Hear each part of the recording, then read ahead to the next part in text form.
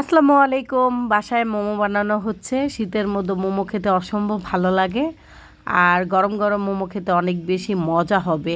আর প্রতিদিন না পারি, সপ্তাহে একদিন হলো মোমো খাওয়ার ট্রাই করি। আর আজকে মোমোগুলো দীপা একটু অন্যভাবে বানাচ্ছে, স্পেশাল করে। কারণ ও আর আমার কম্পিটিশন হবে। কারণ প্রতিবার আমি বলি ও তাড়াতাড়ি খায়, ও বলে আমি তাড়াতাড়ি খাই। তো দেখি আজকে কে আগে খেতে পারে। আর আজকে অবশ্যই এই কম্পিটিশনে ভালো পুরস্কারও আছে। তো আমি তো বেস্ট ট্রাই করব জেতার জন্য। আর ও তো ট্রাই করবে। তো দেখো কি হয়। অর্ধেক মোমো ভাপে বসাই দিছি আর অর্ধেক মোমো এখানে আছে। আর কিছুটা ওরা খাচ্ছে, ওদের কাছে নিয়ে যাই চলে। কি অর্ধেকে যে ওরা খাচ্ছে, মোমো দেখলেই শান্তি লাগে। এখানে এই তো মোমো নিয়েছি, আমরা এখন কম্পিটিশন করব সেজন্য। তো কম্পিটিশন হবে আমার আর দীপার মাঝে। তো দেখি কে জিততে পারে, লাস্ট রেজাল্টটা অবশ্যই শেয়ার করব। হলো মোমো চ্যালেঞ্জ, যে আগে খেতে পারবে সে পাবে এই যে কচকচে দুইটা। আমার কিন্তু এটার চাইতে এটা বেশি ইম্পর্টেন্ট। দাও আমি পাবো। ইম্পর্টেন্ট হচ্ছে কি, যারা ইম্পর্টেন্ট থাকে হয় না।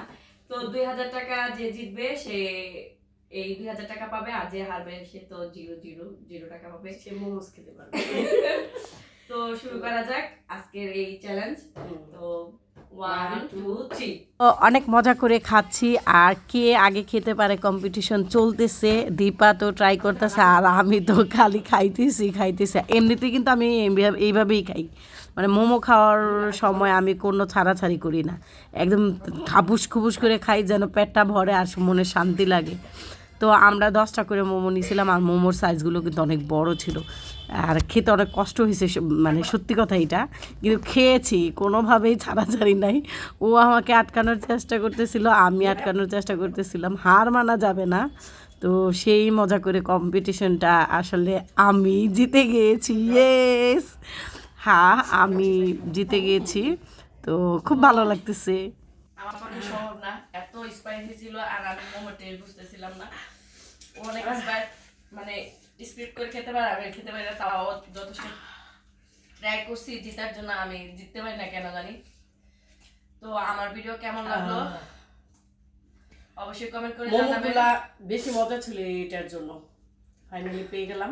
নিয়ে গেল 2000 টাকা কচকচে, কিছু করার নাই, টাকায় থাকতে হবে।